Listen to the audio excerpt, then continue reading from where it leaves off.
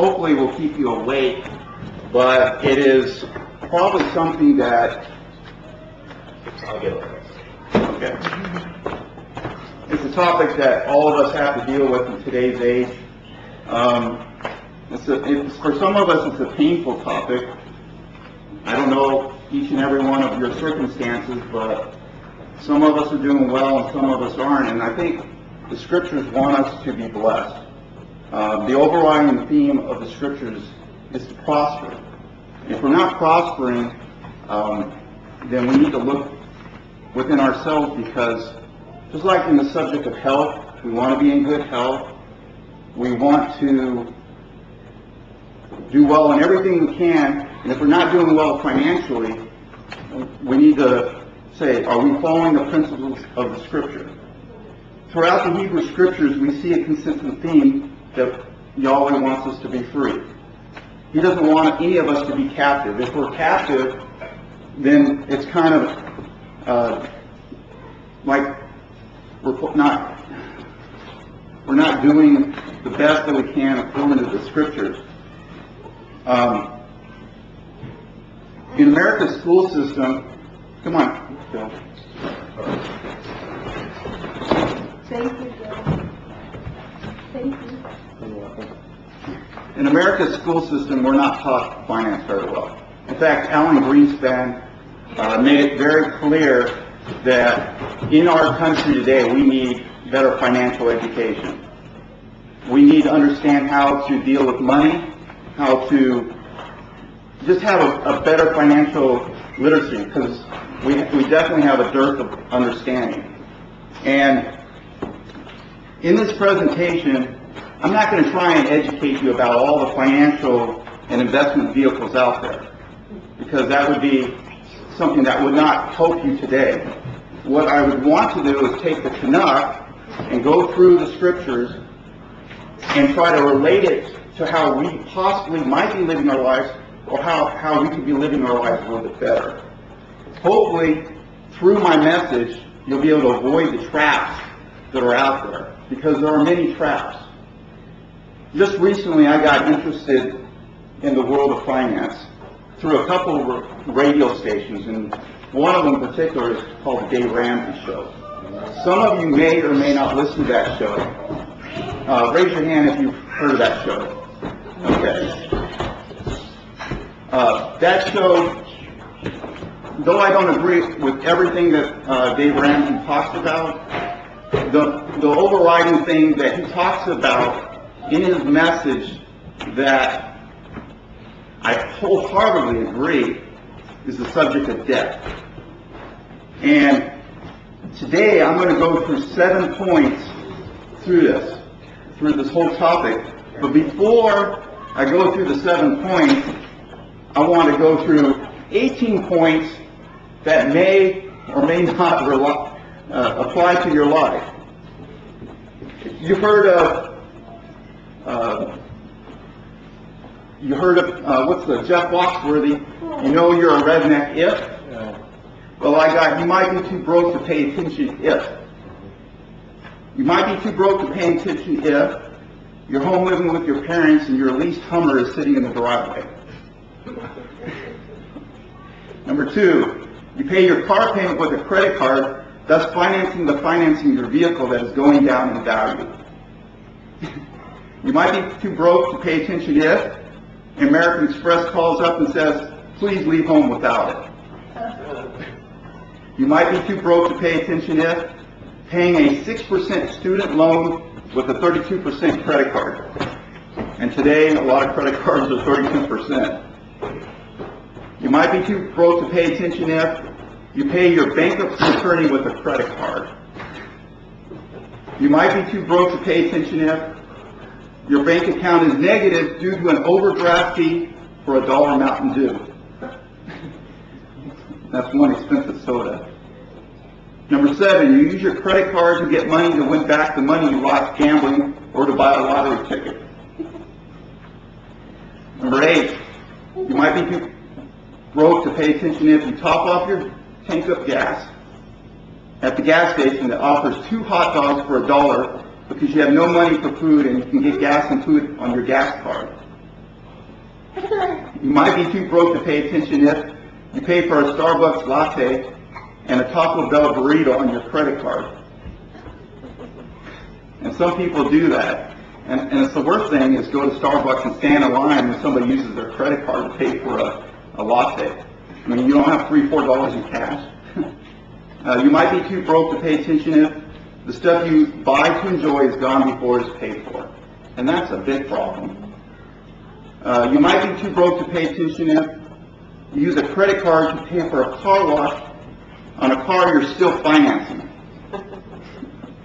You might be too broke to pay attention if you use your credit card to pay for postage stamps to make your credit card payment. You might be too broke to pay attention if you use your credit card to pay for a 40-cent overdue fine at your local library. You might be too broke to pay attention if you look for a parking meter that takes credit cards. You might be too broke to pay attention if you ask your babysitter if she takes Discover. And you might be too broke to pay attention if you pay for your payday loan with a credit card. You might be too broke to pay attention if you put your Big Mac on layaway. And finally, you might be too broke to pay attention. You put your adopted kid on a credit card, and later Chase Bank comes to repo the kid. Hopefully none of that applies to any of us, but that is America today. That is, some of it is extreme, but a lot of people have no concept of what to do with finance. Let's start with the first point that we should dwell upon. Usury and interest is bad. Go to Shemot or Exodus 22:25.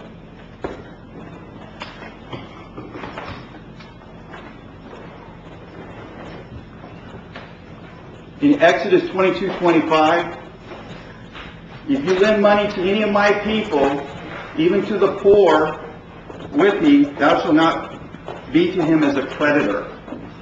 Neither shall you lay upon him interest. And the word for interest there, the Hebrew word neshek, which neshek means interest or usury. It says, basically in this verse, we don't charge interest to the poor of Yehovah's people. We all know that. And most of us are not in the position to charge other people interest. But it's important that we get a foundation that interest is not something that we want to charge, especially the poor of the people. But later on, we'll go into a scripture that in some cases interest is okay. But in general, it's not, but not in dealing with each other or Yahweh's people. Let me just list the Hebrew words that are associated with the subject. One is 5384, which is nashah, which means to lend, be a creditor. The other one is nashak, and that is to make, to give interest, lend at usury. And that word usury, of course, as you know, means interest. And it's interesting that the word nashak comes from nashah, which means to forget or deprive. So it's almost in a way that interest is depriving someone. That could be a whole other subject and it's another study. The other one is, another word is nashah, but it's with apostrophe, 5378, and it's to lend on interest or usury, be a creditor, or act as a creditor. If we go to Vayikra, which is Leviticus 25:37.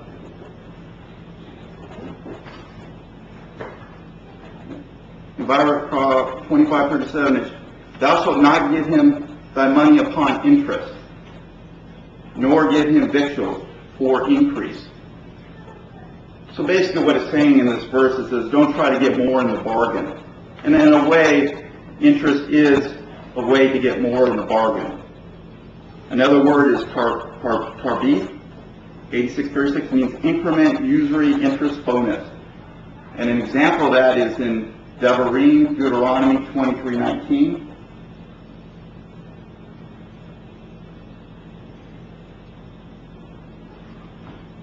In Devarim 23:19 it says, "Thou shalt not lend upon interest to thy brother, interest of money, interest of victuals, interest of anything that is lent upon interest." So don't lend for anything on interest. Now, let's go to an example of where there was a lot of interest going on, but in a way it was a mortgaging. And go to Nehemiah chapter 5, verses 1 through 11. And I'll read this passage here.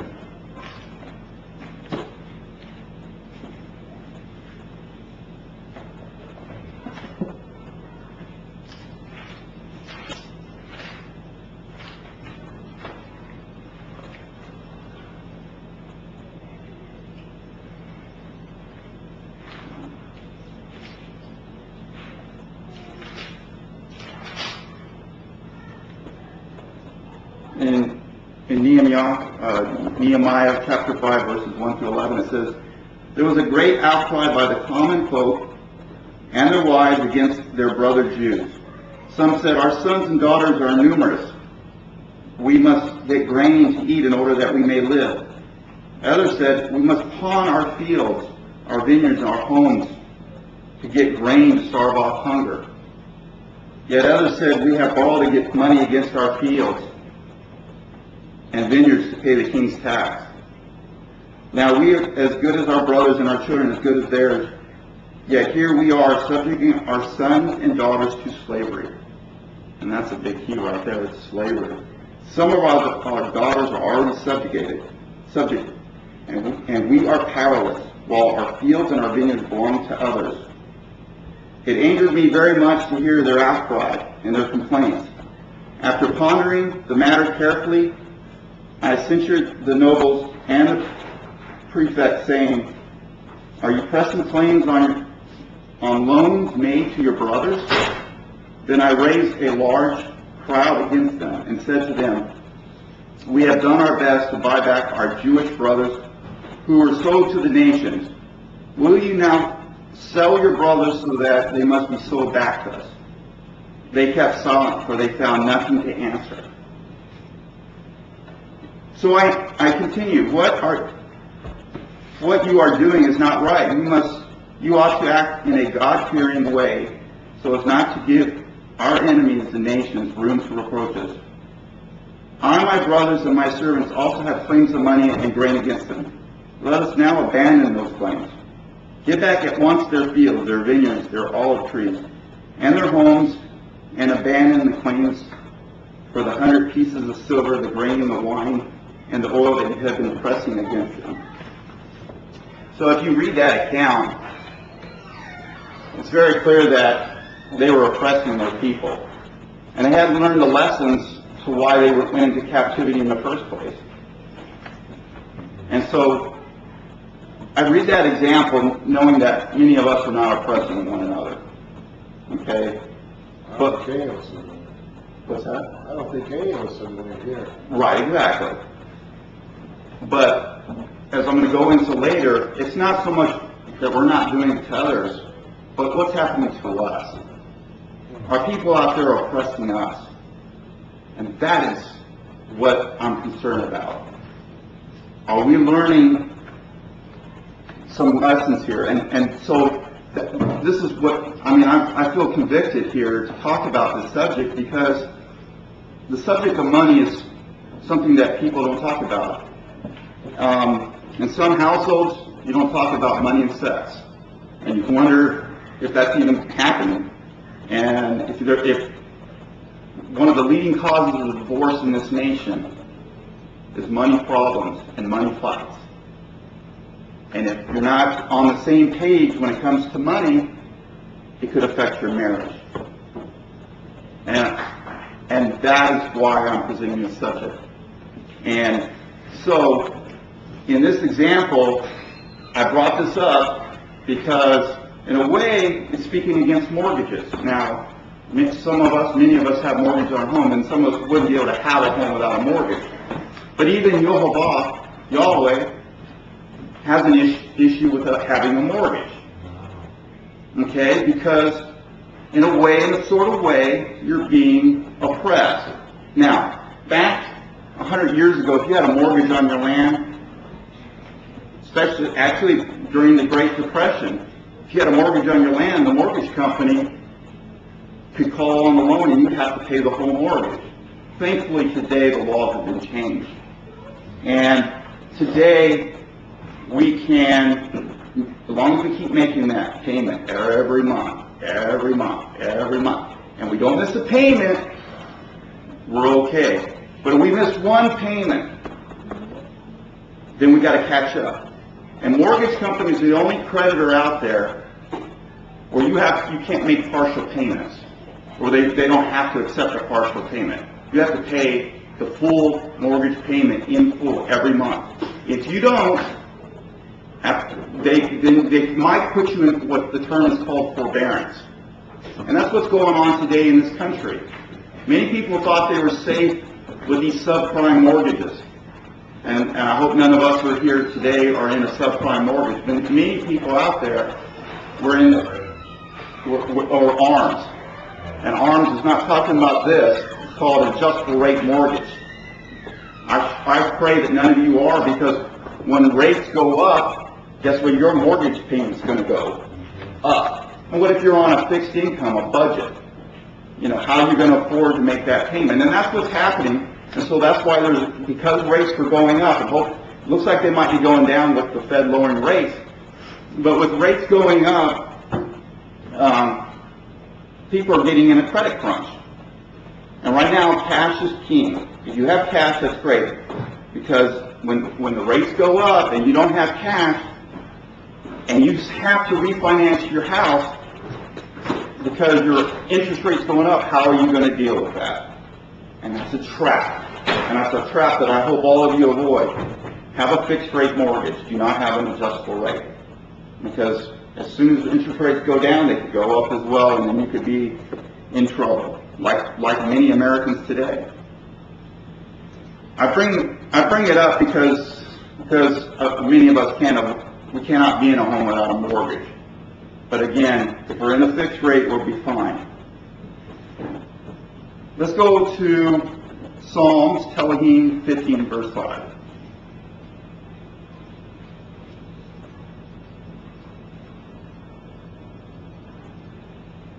In Tehillim 15:5 it says, "He that puts not out his money on interest, nor takes a bribe against the innocent, he that does these things shall never be moved." It's talking about the man who sinned the whole hill. He's talking about somebody like that. He does these things shall never be. And that's, in a way, this is very important, because not only am I going to speak today about money and interest, but I'm also going to be talking about gifts and bribes. So this is a very, very important verse that will be built upon two principles. And I don't take bribes. In a way you do in today's world. You don't even know it. And I will go into that as we continue in this message.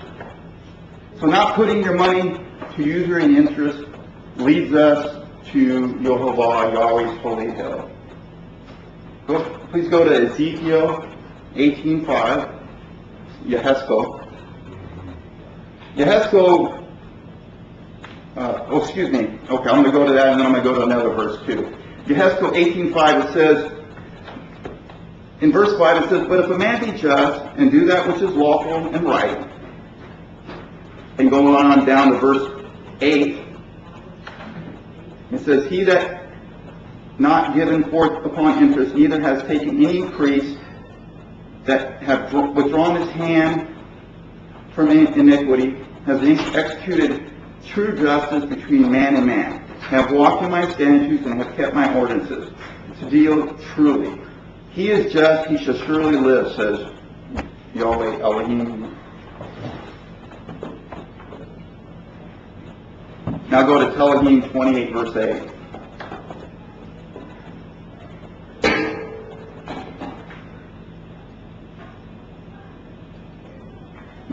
in that Ezekiel, while you're looking up Elohim, Psalms 28:8, I'll just say this about what I read in Ezekiel. It says that he hasn't given forth to interest, and he hasn't gone to increase. And again, in a way, you want to get what's fairly yours, and you want to not take more than what's yours.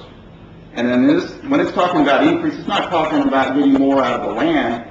It's talking about fraudulently getting more from your brother, which might even apply to how we deal with each other at work or with our boss. Do we try to get more from our employer than we're entitled to? That's something that everyone must. That's debatable. That's very debatable, my ex. Yeah, that's true. Most of the time, they're probably taking advantage of us more. I understand that. Yes, because Sam brought up that it's debatable whether we're taking advantage of our employer, but a lot of times they're taking advantage of us in this country. Maybe everyone's taking advantage of everybody. Well, that's basically That's humanity for you. exactly. So when it says increase, it's not talking about getting what's rightful, an increased profit. It's talking more about getting something that's not what you're entitled to get. In a way, it's a form of stealing. All right. In Psalms 28, verse 8, it says, "He that augmenteth his substance by interest and increase, gathereth it for him that is gracious to the poor." So basically, if you do it that way, Yehovah might take it away from you and give it to the poor. That's how I read that verse. I'm going to also read Yehezkel 18:5 in the Septuagint. I know many of us here don't agree with the Septuagint, but I think the Septuagint is a book that sometimes I think balances the Masoretic text. Again, not everyone here agrees with that, but Septuagint is the oldest manuscript we have today. In verse 5 of 18:5, it says, "But the man who is just and who executes judgment and righteousness," verse 8, "and shall not lend his money upon usury, and shall not receive usurious increase." So this translates what I was talking about earlier as usurious increase. "And shall not turn back his hand from injustice, shall execute righteous judgment between a man and his neighbor, and has walked in my commandments and kept mine ordinances to do them. He is righteous, he shall surely live, says Yahweh." Yehovah. All right, but on the other hand, we lend upon usury to a stranger. And that's something that, if we're talking about a foreign nation or somebody out there, or maybe somebody that's not a part of our community, it is okay to lend usury to them. Lend upon usury. If you go to Deuteronomy 23:20,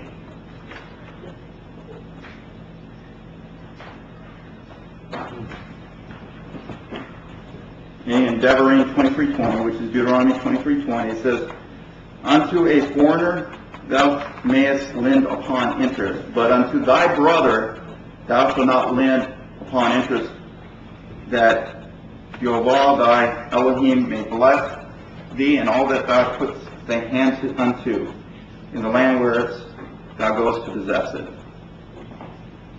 And later on, I think would be really good for all of us is to discuss is in what way do we do that? How do we fairly charge interest to a foreigner? Or is there any fairness? And there is no fairness. What's that? skin them alive. Yeah, Sam says skin them alive. Okay. Break the kneecaps. I hired Guido and Sam to break some bones for me. And voices. Most of us will not be in a position, though, to be a creditor. Most of us aren't banks. Most of us are on the other end of the deal. And that's the second point. So the first point is usury money and interest is bad. But the second point is don't be a servant to the lender. And that is where I really want to focus in on today. If you go to Jeremiah chapter 15, verse 10. I consider Jeremiah a very righteous prophet and a righteous man, and he went through a lot during the time of Israel. And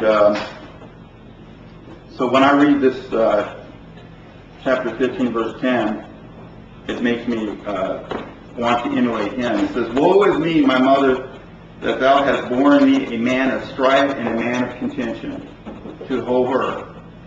I have not lent, neither men have lent to me, yet every one of them does curse me." So Jeremiah never borrowed money. That's how I look upon that. I hope all of us look upon that. He never borrowed money. And that's what I hope those that are on the computer and those that are in this room, that we move towards, we're not borrowing money. He never lent money on interest, nor men have lent to him. And there seems to be a point of honor in living by that principle. There is a difference between borrowing versus borrowing with interest, though. Please go to Mishlei, which is Proverbs, chapter 22, verse 7. And this is the verse that Dave Ramsey quotes all the time on the radio show. And it's the one that, if you live by Mishlei 22:7, you'll never go wrong as far as the world of finances. I believe. Now, there's some mistakes you can make along the way, but if you pay for a house in cash and a house goes down in value, no one's going to repossess your house because you paid for it in cash. If I go buy a car with cash, is anybody going to repossess my car? No, because I bought it in cash. I own the car. I have the title. Where are you going to get all that cash from? That's true. That's the part where it's Melech asked, where are you going to get the cash? To rob a bank. He said you could rob a bank. Well, that's not what I'm talking about here. I will say this, that not all of us are born with a silver spoon in our mouth and born with an inheritance. But the point of the matter is that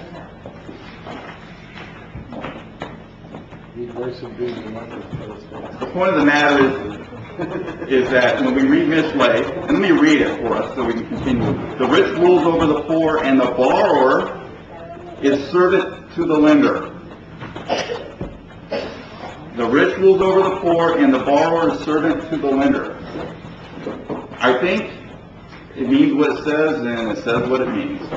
If we're a borrower from then we are servants. Okay. If you look at the Hebrew here, so this is really what's fascinating when I look at the Hebrew here. It says, when we're looking at the word borrower, the word is lavah. And lavah actually means to join, to be joined. Not just to borrow, but to be joined oneself unto. It's like you're joined unto something. And then the word servant is ma-lavah, with a mem, with a short a sound underneath in the vowel. And that means almost someone causes to borrow. Okay, so in a way, there's an unhealthy relationship between a lender and a borrower. It's like you're joined to them. It's not, yet you're. We're going to read some scriptures here. There's healthy joining, and then there's unhealthy joining. This is an unhealthy joining. When it's talking about this, it's saying, don't be joined to a lender. Because why? Because it's a master-slave relationship. And the whole Tanakh talks about not being in slavery. As I said in my opening monologue here, we don't want to be captive to anyone. And if we're borrowing from somebody, we're in a way captive. So this Hebrew word shows us to borrow or lend is a form of joining yourself in a financial relationship. And it's an improper master-servant relationship to lend or borrow. And of course the verse doesn't talk about interest in there, but of course we're assuming that most people, when they borrow from other lenders, most of the time the lenders charge interest. They want to get an increase for putting their money out to you. But it also could be considered, don't borrow money from your family. Because turkey dinner is going to taste a whole lot different, or Thanksgiving, or anytime you're with your family, you owe them a couple $1,000s. It's not a proper relationship. It would be better that they gave it to you as a gift, not as a loan. Okay? So don't take others' money and have to pay it back, even if it is without interest. But especially don't take other people's money, or from a bank or anybody, if it is with interest, because you're definitely a slave. Okay? And in America today, we have a lot of slaves. Slaves to credit cards, slaves to... We're going to go on into that. Turn to Isaiah, chapter 24, verse 2.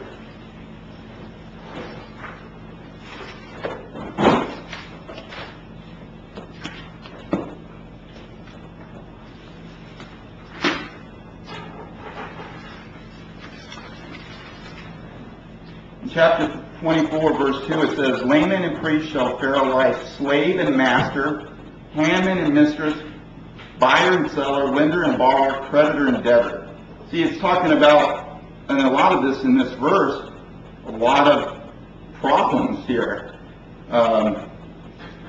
It's almost like it's comparing being a lender and borrower to a slave and a master, and a creditor and a debtor. So it's something that we don't want to be. We don't want to borrow from family. We don't want to borrow from friends. I mean, really, none of us should loan money to each other. And I know that's difficult, because a lot of times it would be better if we want to help each other out, just give the money to the people. There is a family that's suffering, that got actually hurt. I don't know all the particulars, and it's important that if we were to give this family where the father got hurt money, it would be better if we just give it to them, that we don't loan them the money, because we don't want them to feel obligated that they have to pay us back, because then again it will cause a master-slave relationship. Don't borrow money from banks. And when I talk about banks, I'm talking about credit cards, because most of the credit cards are owned by banks in this nation. Home equity loans, lines of credit, vehicle financing. If you can't buy your car with cash, don't buy it. Let me repeat that. If you can't buy your car with cash, don't buy it. Why do you want to finance something that's going down in value? Really? Why? It's the stupidest thing, and I've done it. I'm speaking from experience. And most people don't understand that you get upside down just like that with a car if you finance it. As soon as you drive it off the lot, it's gone down in $5,000 in value if it's a brand new car. In fact, in some cars, especially some American cars, in 2 years it's lost almost 50% of its value. 2 years. In 2 years. So, it doesn't make sense to finance something, and especially something that's going down in value like a car.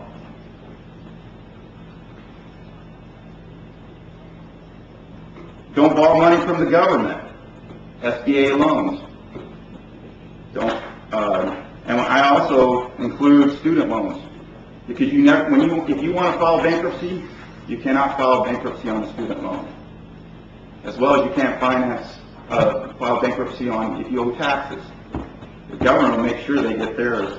And that's why most student loan companies, and I hope for your sake, that when you put your kids in college, that you never ever take a student loan.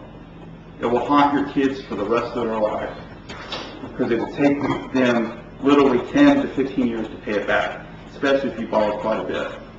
And again, if they run into difficulty and can't get the job that they got those student loans for, they will be behind the 8 ball. And that's why it takes doctors who borrow up to $150,000 to $200,000, it takes them 5 to 10, probably at least 10 years to break even with their practice. And of course that drives up our healthcare costs. He's got you. What's the alternative here? Well, I'll get Oh, you're it. gonna get to that. Well, okay, Malik asked, what's the alternative? Well, the alternative is live below your means. It's real simple. Right. And I'll go into scriptures that prove my point in the Tanakh. Okay, live below your means. You are a fool. Let me repeat that. I'm not saying you. No, I understand. Okay, you are a fool in general if you live at or above your means. And that is what I'm talking about to every one of us. But say for example a house, right? So you're suggesting don't get a mortgage, okay? So what kind of house? By the time you save up enough cash to buy a house, you already don't need the house because you're retired. Okay. All right. Well, I know. Malik asked the question. It'll take us forever to buy a house. I'm going to answer a lot of these questions through my message, but I'm going to stop and answer his message or his question. Excuse me. You can finance a house. I kind of preface that. Take a fixed rate mortgage. Okay. If you're going to get a mortgage, make sure it's a fixed rate, not an adjustable rate. Right. Okay. And make sure it's 15 or 30 years fixed. But it should be no more, and I agree with Ramsey on this, it should be no more than a quarter of your take-home pay. Right. Because you should not buy more house than you can afford, and that is the problem with today's countries. In this country, we buy more than we can afford. And then we get into a credit crunch because if we're living, if half of our take-home is being sent for the mortgage company, what are we going to live off? How are we going to afford to eat? How are we going to afford to take care of our kids, buy clothes, buy insurance, do all the things that we need to do? Borrow. What are you going to do? And you're going to need money, and guess what you're going to do? You're going to be forced to use a credit card. But we're paying interest no matter what. We're forced by the government, whether in Israel it's as bad as here, if not worse, and we're paying taxes, and the taxes are being used to pay off the interest on the national debt, and we're not even able to do that. So but Malik is bringing up a point where a lot of what we make is being paid in taxes. I understand what you're saying, but the point of the matter is you still live below your means. That means if you have to buy a beater car, you buy a beater car. Okay, I paid off my van about 4 or 5 years ago. I'm going to ride that thing until it dies. Okay? I could go afford financing a new vehicle, but I don't want to be a slave to the bank. So you're saying a very simple thing: live within your Live below your means, not just live at your means, but live below your means because you need to save. But I'll get into all that. Right. Okay. So let me go on because we could have we could be here all day. And I think this is a problem that we have in this country, is that we're getting into traps. And again, I'm not just speaking about this because I said in my opening message, my opening statement, this is not a pleasant topic, okay? But I'm speaking about this because I'm convicted that it's something that we all need to live by. Big time. All right? And that is what has made me want to talk about this. And of course, let me just say also, stay away from not just getting loans from the government, because the government will haunt you if you owe them money. They take enough of it from taxes. Don't give them any more in interest. But stay away from definitely payday loan places, even if you're desperate. Do you realize a payday loan place, the interest rate is somewhere like 300-400%? Yeah. If you need $100, they'll charge you a $20 fee. And if you do that constantly every week, the APR on that is like 300-400%. And but guess who they're preying on? They're preying upon the people who are poor. They're taking advantage of the poor. And that is the problem. And I would suggest everyone in this room, there's a movie that I recommend all you see. It's called Maxed Out. Go rent it from Netflix or wherever you're at. Get this movie. Read it. Watch it. Maxed Out. Stay away from check cashing places. Check cashing places are the same thing. You're going to pay in an APR about 300 or 400%. So again, stay away from these places. Check cashing is if you don't have a bank account and you need money, you got places out there that will cash your check. But they'll give you the cash because they know that check's good, especially if it's a government check. Because what's the possibility that the government a government check's going to be bad, or an employer check is going to be bad. Most of the time, they're good checks. So these people will do it as a point of convenience, cash your check, but they're going to charge you a fee. And if you look at that fee every time you cash your check when you get paid, you're going to get, in the long run, you're going to be paying in a real interest rate of about, 500%. That's ridiculous. How does it work out to 500%? Is it saying? Well, because you're borrowing, say you look at it on a yearly. You're paying like $20 on a $100 check. Yeah. And if you figure it out in total, and Yeah, but they see, get the money back. think about this, $20, let's make the math simple, $20 on 100. Right. If you just looked at that for a whole year, that's 20%, right? $20 out of 100 is 20%. Right. But if you did this in just a week time period, then you got to take that 20 and divide it by 52 weeks. Right, gotcha. So what is 20 divided by 52? Right, 20% divided by 50. Exactly. So you're looking at a ridiculous rate. Now, somebody had a... Yeah, exactly, Jim. Don't use your credit card to rent the movie. Okay, exactly. Everyone over here is getting a good laugh, Jim. Or Marion, whoever wrote that. Today, it's cheaper to go to a mild loan shark than to get loans for some of these places. Yeah, it's definitely... Well, yeah, a mild loan shark is like, even if they do... on the rule of 78, 38% or whatever. Even a credit card would be better than a payday loan place or a credit. But definitely stay away from credit cards too. I'm not saying, and stay away from store credit cards. When you go into Victoria's Secret, when you go into Sears, when the people, don't go into Victoria's Secret and the panty police chase you down, you've got to have a credit card. Because that bra or that panty, it ain't worth what you pay for plus interest, okay? That's debatable also. Well, if you can like bill and pay the credit card off before at the first. Pay it off. You don't get paid the interest. Oh, I love Victoria's Secret. People ask when I go to Victoria's Secret. It's one of my favorite places. No, are you not free to that?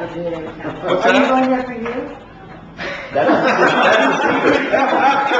wife asked if I go to Victoria's Secret for me. No, I go there as a gift for her. Yeah, sure. That's what it doesn't sound like. All right, we're having too much. And finally, stay away from gas cards. Obviously, it's the same thing as a credit card. Even if you have to buy that hot dog if you're broke, I understand. Turn with me to Devarim, chapter 28, verse 12. That's Deuteronomy 28, verse 12.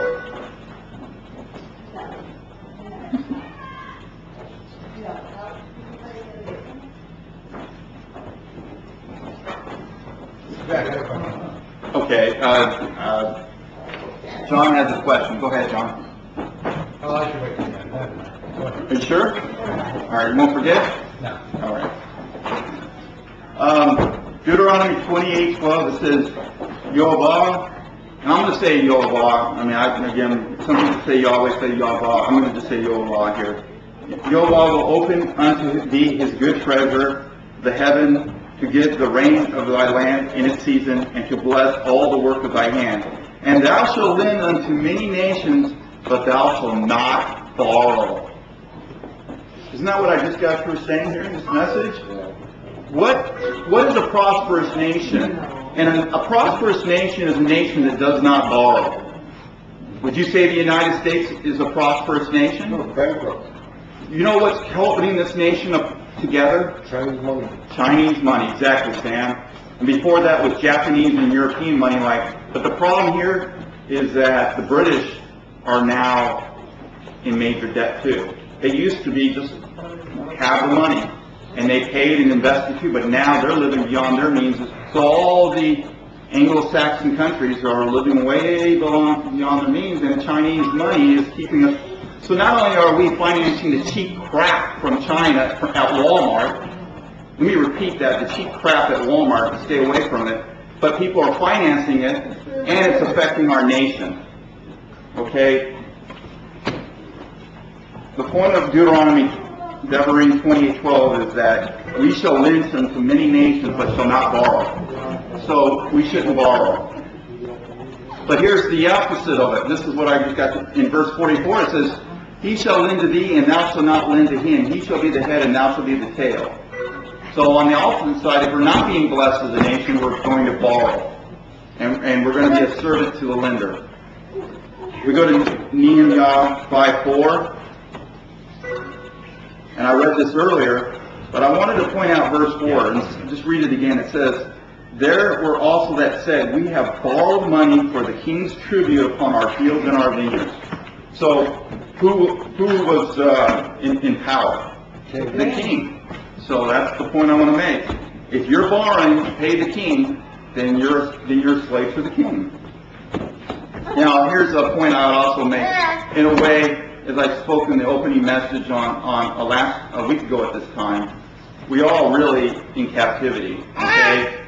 And when we're paying real estate taxes, it's really a royalty to the king. If you look up the word real estate, it actually comes from the word meaning royalty. So we're actually paying a royalty to the king when we pay real estate tax. So we really don't own our land. Even if we don't have a mortgage, we still don't own our land. So, but the point of the matter is that we're owing to the king, as well as the fact that we're owing to the bank, we're really in trouble. Okay? And the best thing we can do is work at some point to pay off our mortgage. Contrary to what some people out there say, where they say, well, why don't you take the equity in your home and invest it? Or you can put it in the market and you can get 15%. Raise your hand if you've heard somebody say that. You heard that, Sam? You know, I'm going to take the equity out of my home. What they don't talk about is the risk factor and the fact that you're going to be paying taxes on that mutual fund. You also lose that money. Yeah, and you could also lose that money in the mutual fund. So it really makes absolutely no sense. It's when your law says be debt free, be debt free. Okay? The only place we should rest in is really world bonds, because they're the only ones who paid out dividends every single year since the state of Israel was founded. Okay. They paid out dividends every single year. Don't keep it dying to the state of Israel. All right. Well, but let's go a little further here. Let's go to Tehillim chapter 37, verse 21. This is very, very, very important. Okay. I know people sometimes have to declare bankruptcy because they get into too much debt. Well, Tehillim chapter 37, Psalms 37:21 says, the wicked borroweth and pay not, but the righteous deal graciously and giveth. So the righteous give money away, and what do the wicked do? They borrow, but not only do they borrow, and I'm not saying if you borrow in the sense, but it says if you borrow and you pay not back. So you get over your head in credit card debt, and you have to file bankruptcy. Y'all, I didn't say it, but y'all just said you're wicked. You don't pay back what you owe. Okay? So... Does that include the interest or just the principal? Do I owe the interest or the principal? Well, my feeling on this is if they're willing to take less and you can work out a deal with them, then you're fine. But you signed a contract with them. You're the one who signed up for the ride. So I'm wicked. Well, Hey, Jack, the thing is, though, the deal that you made was within the context of the law. In other words, if you made a deal with a credit card company, and the law at that time stated that you have... I'm going to repeat the question in just a second. Go ahead. What I'm saying is, the context of going to bankruptcy in the world today, in the U.S. today, at least that was a few years ago, is that, in other words, the credit card companies knew full well that there's a certain percentage of the people that owe on credit for whatever reason, whether it's a child getting sick, whether they lost their job, lost their leg, lost their arm, whatever the situation, like if their husband died, got a divorce. In other words, what I'm saying is that part of the deal is an escape clause for the debtor. That was part of the deal. In other words, it was a signed contract. Not anymore. Okay, John just brought up the fact that there is an escape clause in the contract, but I would say no more, not after the new bankruptcy law about 3 years ago. You cannot now file bankruptcy. It suddenly became less of a good deal to borrow from credit cards. Well, right, it's less of a good deal, but I would say to you, John, that it's never a good deal to borrow from credit cards because if you read in the credit card language, it says that you have a clause in there for universal default, and they can raise your rate anytime they feel like. Right.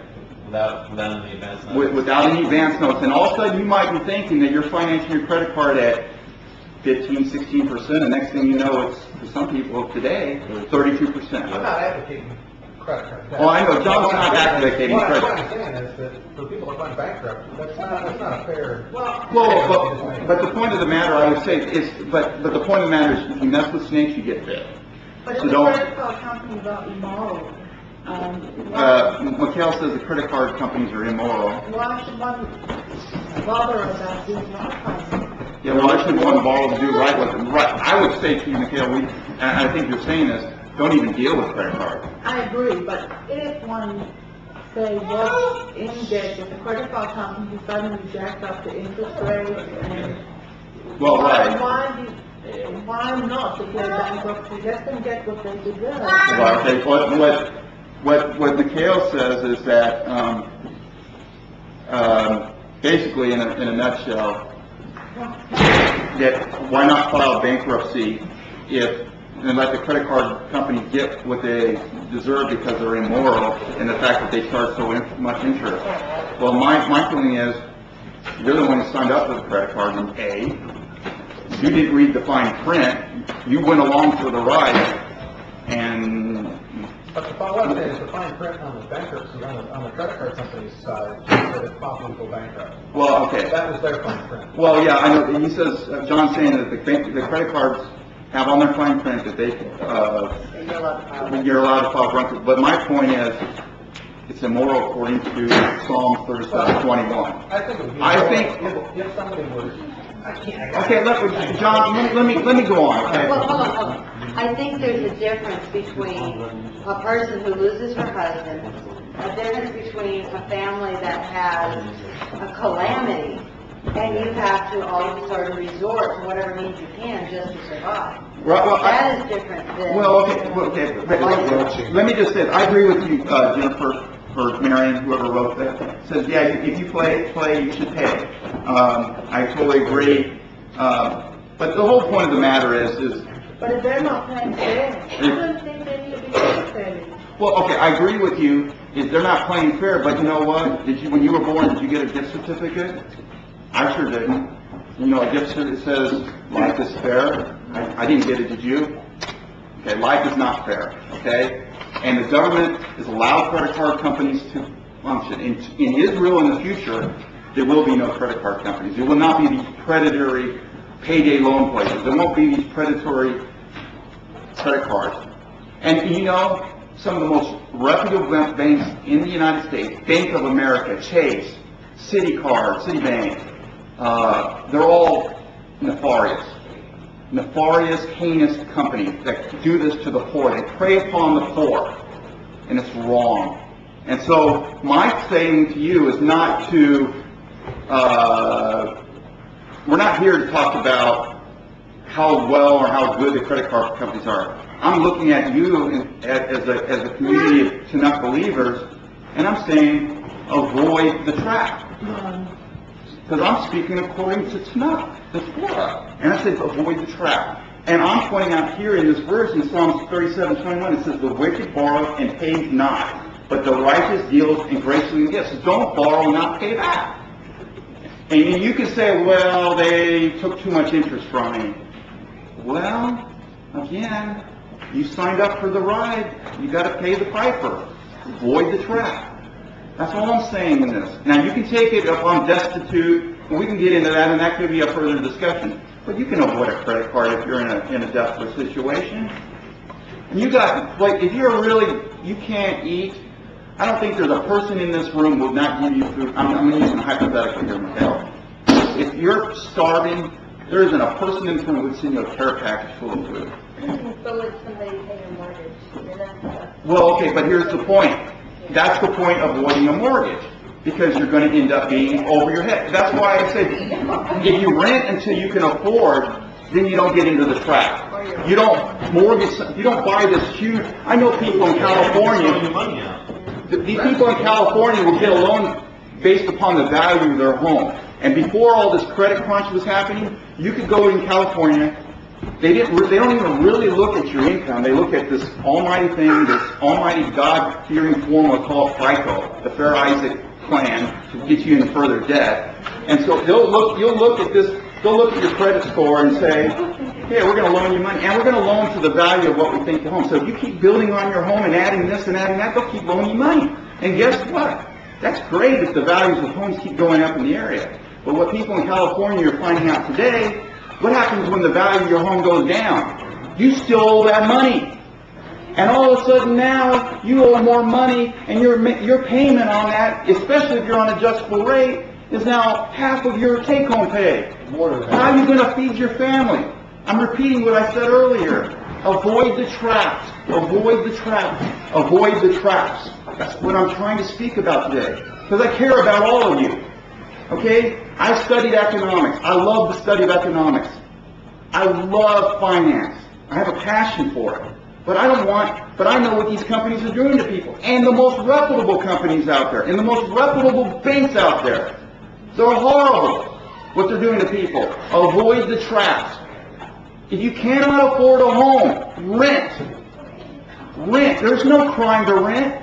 Save up your money. And if you've got to get a mortgage, put a hefty down payment on that house. Get a small 1-2 bedroom house. Something, and then work your way up in life. So you're not always in debt. Don't bite off more than you can chew. Don't live beyond your means. Live below your means. That's what I'm trying to say. Avoid it. Because then you'll get into the trap where all of a sudden now you can't pay back. And you're wicked, according to Psalms. You're wicked. I didn't make this up. It says it right here. It says the wicked borrow and pay not. Avoid getting into that position where you can't pay back. That's all I'm trying to say here. Because that's what people in America are doing. They got to go out and get the latest halo and finance it. They got to go shopping for Christmas, and they do all this. Okay? I hope that we understand that all I'm saying is, yes, the credit card companies are vultures, but avoid them. If you can't pay for it, then don't buy it. It might look good. Especially don't finance a vehicle, and don't finance cheap crap from China at Walmart. That's the stupidest thing. And I'm not saying anybody here is stupid. I'm just speaking out in general. Don't do it. How do you know I go to Walmart? Bill says, how do you know you go to Walmart? Well, as Stalkoff Smirnoff, we have life, liberty, and the pursuit of Walmart. Has it taken over Israel yet, Walmart? What's that? Has it taken over Israel yet? There's no Walmart in Israel. Really? Yeah. Yeah, maybe we all should go to Israel. Somebody said that there is no Walmart in Israel. Plenty of other junk, don't worry. But there is plenty of other They're not junk. to screw you there real well. Do they still consider Israel a country without Walmart? Shiket, your question. Shiket has a question. Then what is the meaning of the release from debt in Torah? Well, yes, there is that situation. We can go on and discuss that. Okay, but I also know too, which this is if we're following the principles of the Torah, then also you should be whoever's in borrowing should be a slave for 7 years. So we're not going by those principles right now. I'm just looking in general on how we're living our lives, and we should not borrow and pay not back because it's wicked. Now, in a situation where you get over your head and you need to be released from your debt in the times of ancient Israel, I agree that you should have the ability to write the slate clean. But until that time comes, according to the Torah, you will be a slave and you will work your way out of debt. And that's why, and we can have a nice discussion that sometimes slavery is a good thing, especially when you're paying back your debts. when you live beyond your means. Okay, so that's the whole, we'll get into that later in the discussion. I think that'll probably get us all excited. Makes me excited. Okay.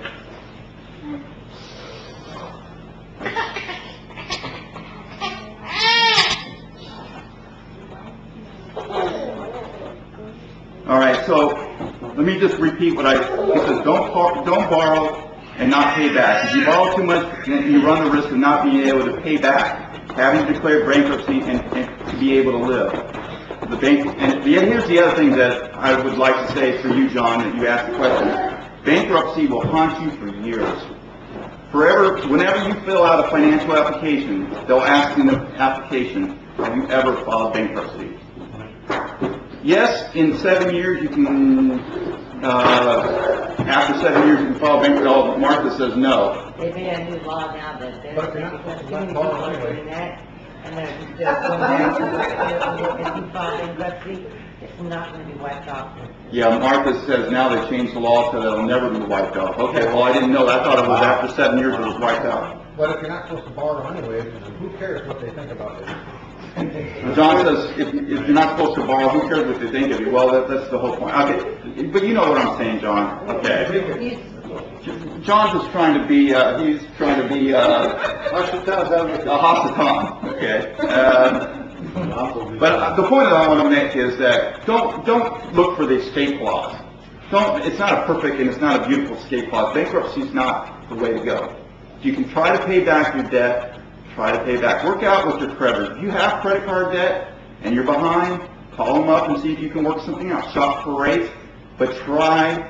I like the way Dave Ramsey talks about it. He says, take your smallest debt and pay as much as you can on that and pay minimum payments on all your other credit card debt.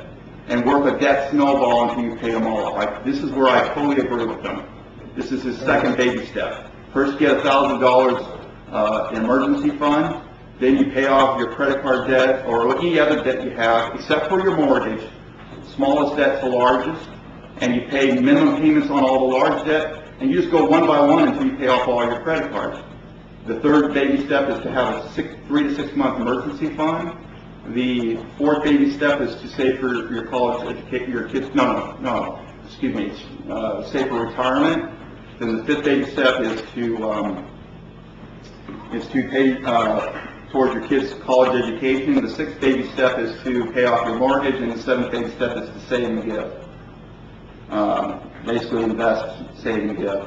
So I think he has. I know he's a Christian, but I think he has a lot of wisdom as far as finances, and I bring them up because check out his show every once in a while. I'm not being paid by him. It's not a plug to listen to him, but I have learned a lot. But what's the saddest thing is that I've also learned about the state of what's happening in this country. And I pray that none of us are in that same trap. Yes, What about using a credit card just to get a credit rating? okay, yeah. What is the situation? We paid everything. Well, yeah, No credit rating. Yeah, well, McCall says, why not, what's wrong with getting a credit card just to have a credit card, just to improve your credit rating? Well, my saying is, if you want to improve your ability to get more debt, yeah, that's great to have a credit card. You want to have a great credit score just so you can borrow more money in the future, great, do that. But if you live by the principle of But paying... how do you survive without a credit card? How can you slave? Well, you know what? I don't have a credit card, Mateo. I survive just well. I survive real well. I pay for cash. I pay with check, cash, and debit card. And you know what? You can get everything you thought with a credit card with a debit card. We have a debit card, but it doesn't give you a credit rating. Well, I know, but you know, a credit rating, Mikhail's saying, well, but a debit card won't give you a credit rating. Why do you want a credit rating? Why don't we start from we're at the very beginning? Yes, Marco? I know one. Okay, for example, like my son, he needed to get a cell phone. And because he doesn't have a credit line, the cell phone company wanted him to put a $500 deposit. Martha, can you...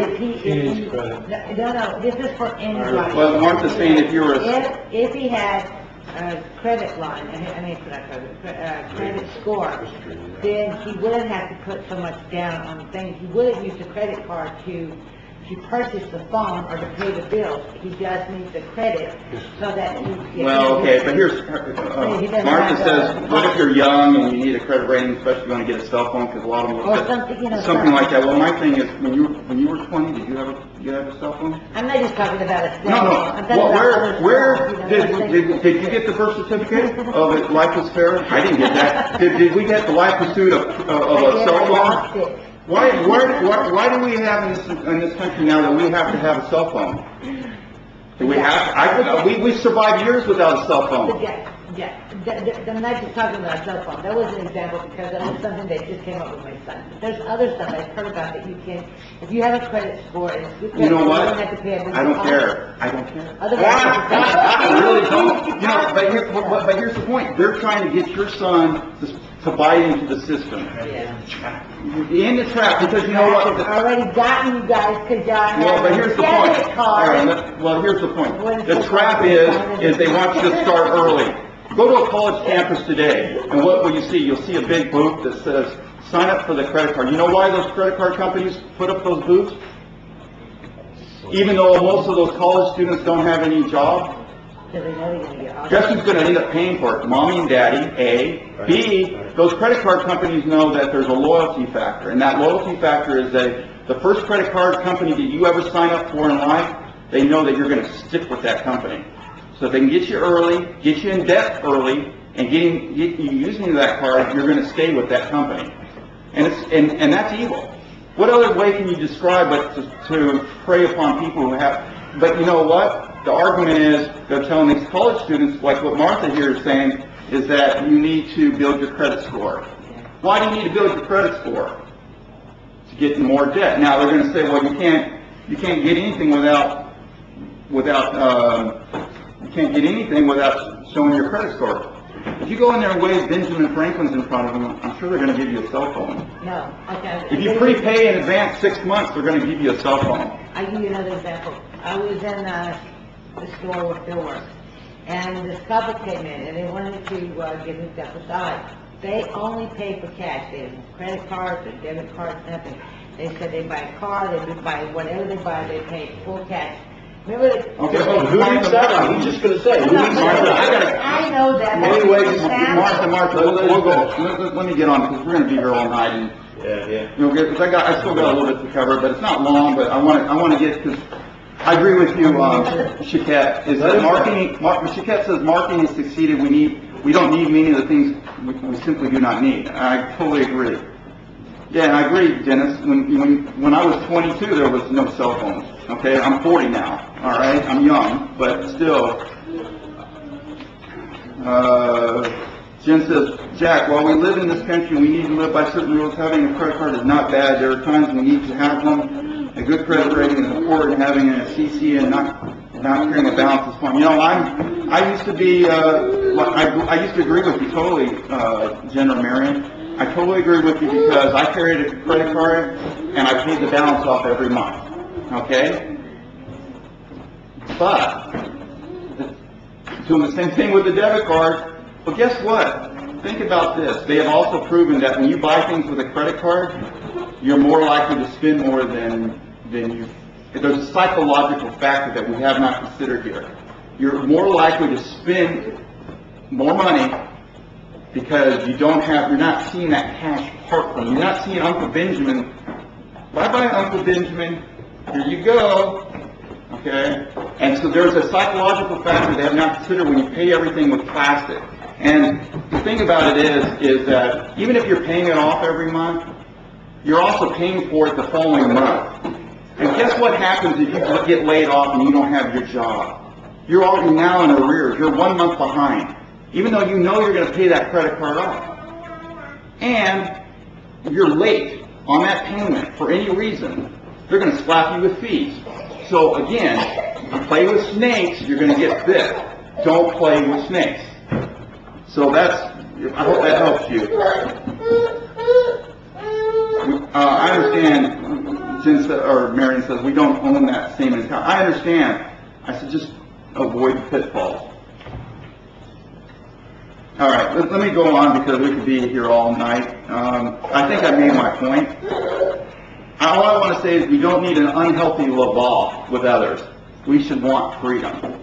Contrary to Hillary Clinton, it doesn't take a village. Okay? Let's go to Isaiah 14:1.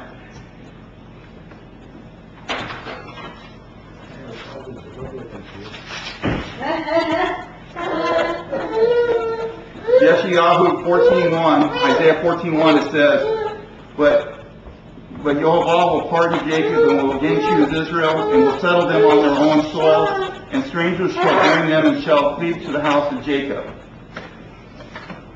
Okay, that word, what we're talking about here is a healthy union. And then in chapter 56,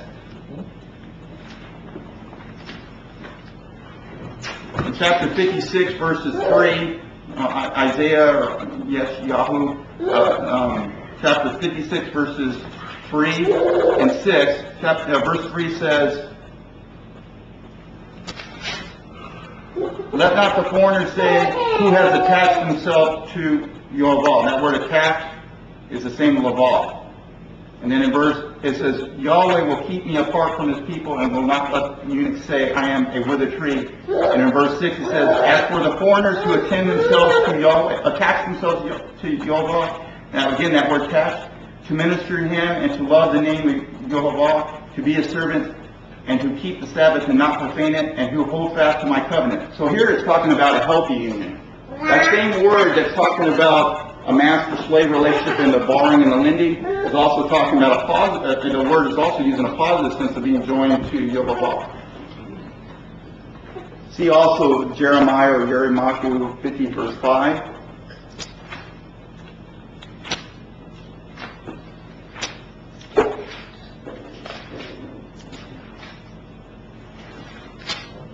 In 50 verse 5 it says, They shall inquire for Zion, in that direction their faces shall turn. They shall come and attach themselves to Yahweh by a covenant for all time. Again, that word attached, which shall never be forgotten. And then finally, in Zechariah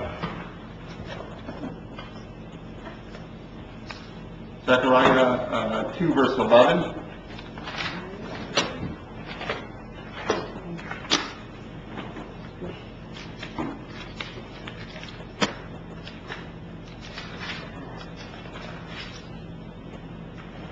Away escape, O Zion, you who dwell in fair Babylon.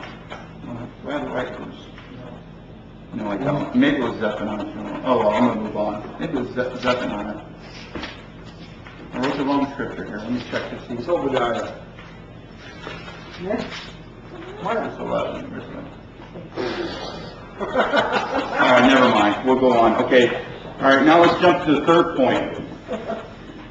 The third point is pay for what you need, which is kind of a build upon what I said. Devarim chapter 2, verse 6. Deuteronomy 2, verse 6.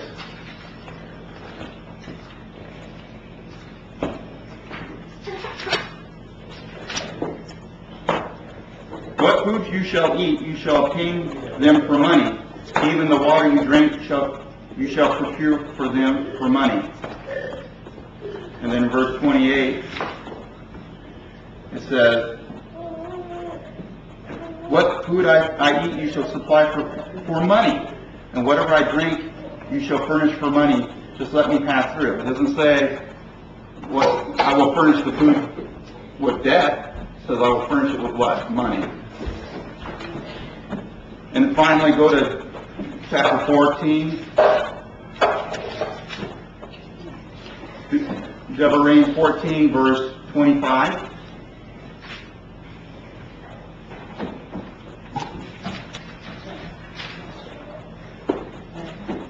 And it's talking about the time that we're celebrating right now. This is talking about Sukkot.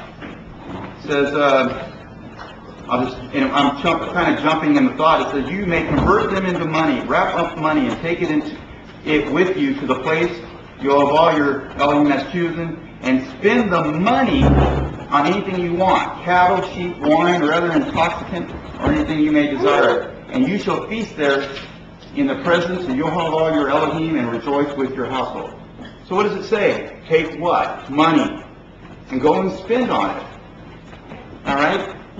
But here's the point is, don't borrow to go enjoy the feast, and I hope that most of us here are not borrowing to come here. I hope most of us save money for the enjoyment of Sukkot, and save money for this beautiful occasion that we're doing.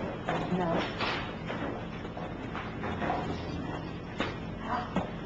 Go to Ezra 3:7.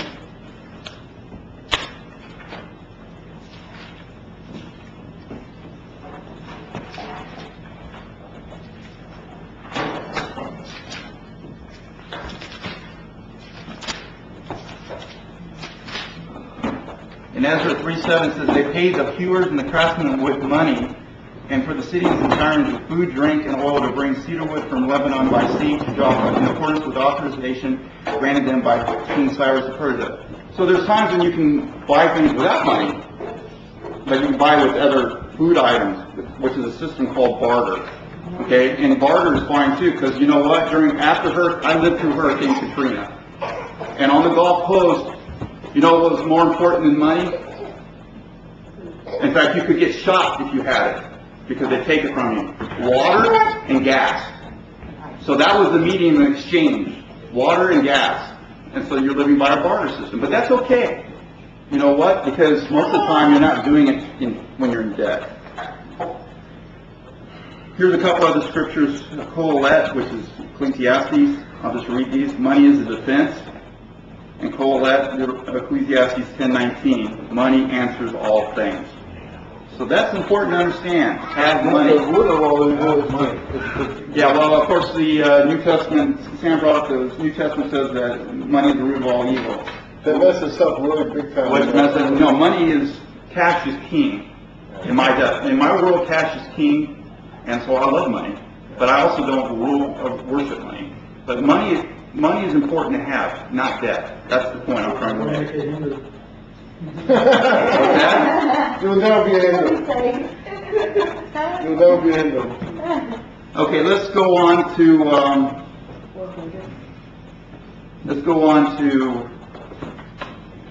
this point here. Go to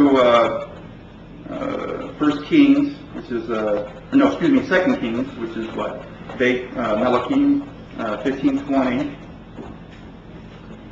Tribute makes us a servant to a king, because in this account, Menahem had to exact money of Israel, even all the mighty men of wealth, of each man 50 shekels of silver to give the king of Syria. So the king of Syria turned back and stayed out of the land. So in a way, tribute makes us a servant. Again, you need to pay for what you need, and sometimes it's for your freedom. In chapter 23, verse 35, it says, Joachim gave silver and gold to Pharaoh, but he taxed the land to give the money according to the commandment of Pharaoh. He exacted the silver and the gold of the people of the land, of everyone according to his taxation, to give it to Pharaoh Necho. The tribute was a form of a bribe to another leader to keep them from destroying the land, but it definitely is an unhealthy financial relationship. And that leads me to my fourth point, and I have 7 points, as I said, and the last 2 points will go quick. So, but the point of what I want to say is that you have an unhealthy relationship when you have to bribe another king. So this next topic, the fourth point, is don't take bribes or gifts. The word for bribe, which is also another word is present, okay, is shahad. That's 78:10. Let's see where it's used. In Shemot 23:8, which is Exodus 23:8, it says, and this is a principle in the Torah, it says, thou shalt take no gift, for a gift blinds them that have sight, and perverts the words of righteousness. Okay? That's an important topic. And it says it again in Deuteronomy 16:19. It says, thou shalt not wrest judgment, for thou shalt not respect persons, neither shalt thou take a gift, for a gift doth blind the eyes of the wise and pervert the words of the righteous. And you're going, okay, I don't take bribes. Well, that's not what it's really, we're not thinking about this, okay? Because in an example, we're going to go into a righteous example of Abraham and David. They didn't take bribes either. But that word that was used for them is the word gift. They paid for it. They paid for what they want, which is the third point I made. Pay for what you want to have.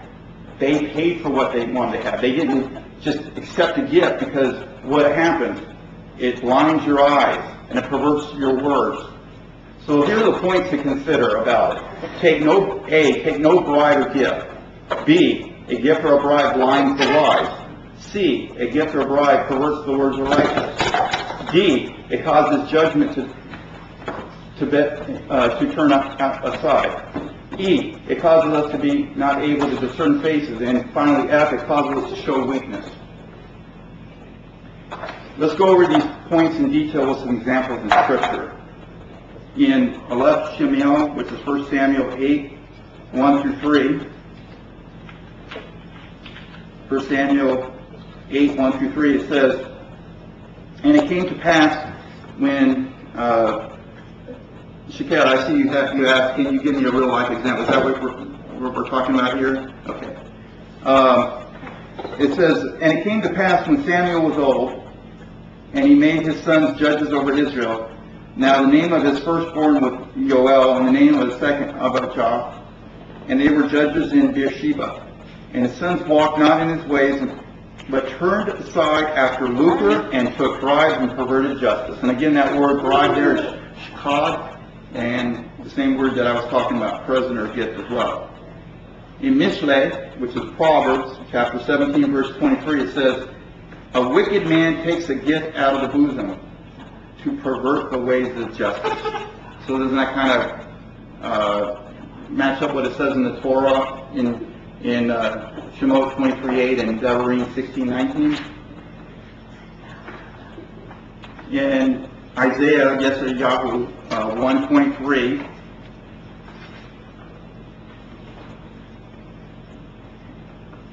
it says, "Thy princes are rebellious and companions of thieves. Everyone loves gifts and follows after rewards. They judge not the lawless, neither doth the cause of the widow come unto them." Again, their minds are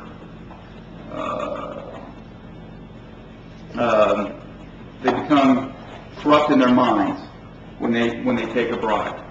But I'm going to go into a point where I think that many of us might be taking bribes. How many of us like to sit through a timeshare presentation? Okay. Yeah, all the time. Oh, I know you refuse, John. We're having a running joke over here, and we have a running joke because if you sit through a timeshare presentation for an hour and a half, you can go see Yakov Smirnoff or some other show.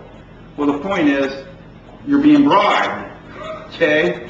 You're getting a free gift. You're getting something for nothing. And guess what? It's not a joke. I think I'm really great. Well, but, oh, John says he wasn't getting paid enough by the hour. You're not getting paid for nothing. How much is your time worth? How much is your time worth? They said $100 for an hour and a half during my vacation. I told them forget it. I guess if it's worth sitting there to get with something, but the point of the matter is, it's not a principle to live by. Jody and I, when we first got married, we did something stupid. We lived in Fort Worth, Texas. Boy, that is stupid.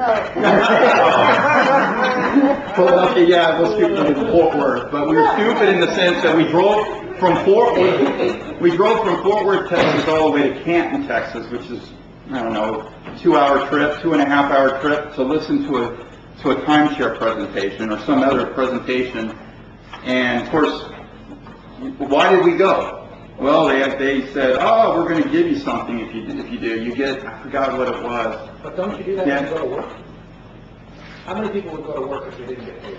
Okay, we'll get into that, John. Okay, because I don't agree with what you're saying. That's not a good. John brought up an analogy that we're getting bribed when we go to work. We're doing it to get paid. No, that's not totally different because we're being paid. Exchange of services. It's an exchange of labor for money. It's not. It's different than. At least you're doing something for in your labor, and in return you're getting money for it. In a situation where you're going to receive to get a gift, we don't want to get. We don't want to spend our time and not get money.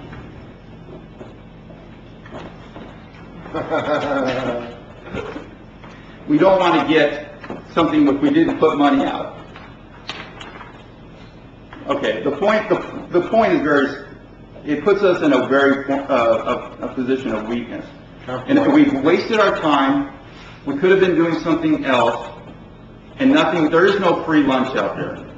Okay, there's nothing free that we could ever think that we can get. We don't need to put $1 out there for in the form of a lottery ticket to get $1 million, okay? Okay, that's in a way we're being bribed. Okay, because the odds of you ever winning the lottery are ridiculously. It's non-existent. And that's what, that's something that we should all consider. Think about this. Pay for things with cash, and that was my third point. And I'm going to move to this point here.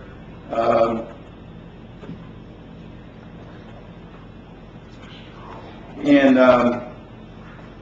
Mishlei chapter 6, verses 34 through 35. Can you give me some water? In chapter 6, verses 34 through 35, it says, "For jealousy is the rage of man, therefore he will not spare in the day of vengeance. He will not regard any ransom, neither will he rest content, though thou givest many gifts." Okay. In Mishlei chapter 21, verse 14, "A gift is in secret pacifies anger, and a present in the bosom strong wrath." Thank you.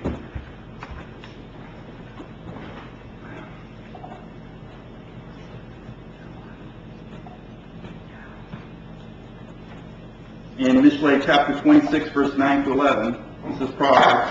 It says, "Gather not my soul with sinners, nor my life with men of blood, in whose hand is craftiness, and their right hand is full of bribes. But as for me, I will walk in mine integrity, redeem me, and be gracious unto me." I think it would be good for us to not even be around someone who's involved with bribes, even if we don't do it. Okay? Kind of like the saying, if you lie with dogs, you get fleas. So don't do it.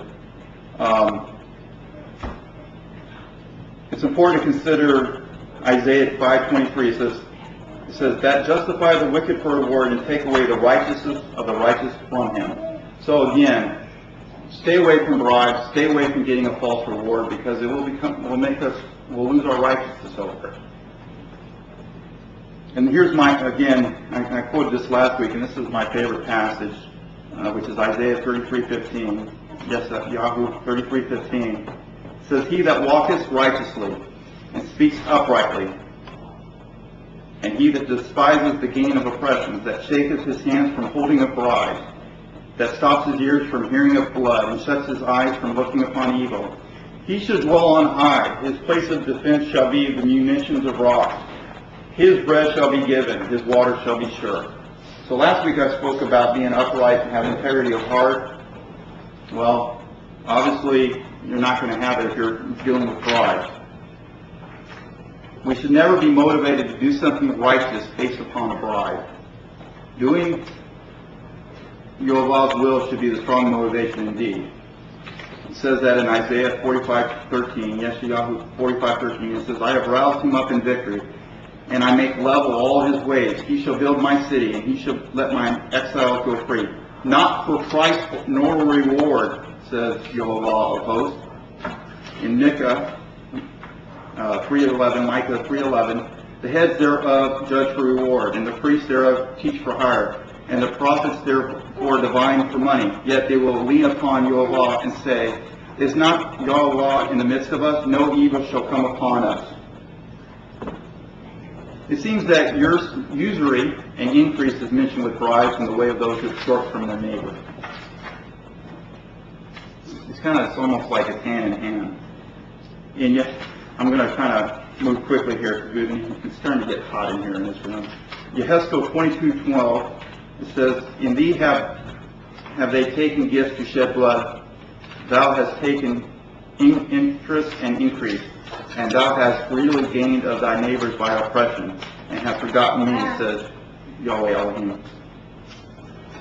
It's important to realize that we should hate giving and receiving bribes, gifts, or increases that we don't deserve in order for our integrity to be compromised.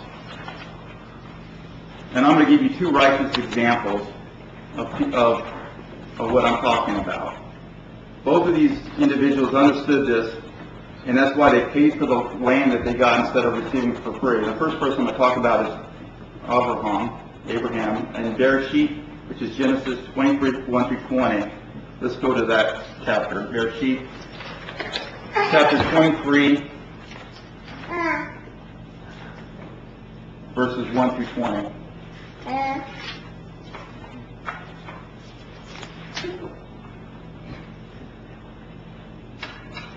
And it says, Sarah's lifetime, the span of Sarah's life came to be 127 years. Sarah died in Kiriath Arba, now Hebron, in the land of Canaan, and Abraham proceeded to mourn for Sarah and to bewail her. Then Abraham rose from his bed, beside his bed, and spoke to the Hittites, saying, I am a resident alien among you. Show me a burial site among you, that I may remove my dead for burial.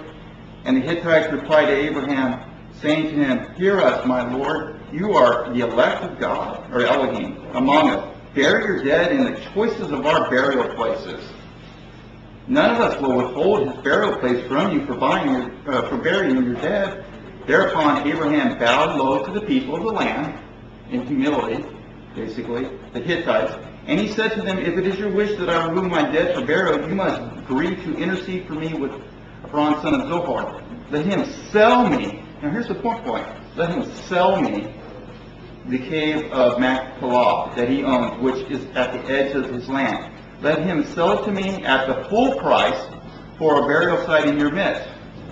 Abram was present among the Hittites, so Abram the Hittite answered Abraham in the hearing of the Hittites, who also entered the gate of his town, saying, No, my Lord, hear me. I give you the field, and I give you the cave that is in it. I give it to you in the presence of my people. Now, this isn't a situation where Abraham needed to be given to because he was desperate. Kind of like what I was talking about earlier, give it to people who are in need. This is not a situation that I was talking about earlier. This is a situation where these people were trying to give to Abraham in a way, and later on it would have been, in a sense, a control situation, a bribe. You know, maybe they could influence Abraham later, and he saw that, and he followed the scriptures I read earlier in Exodus and Deuteronomy.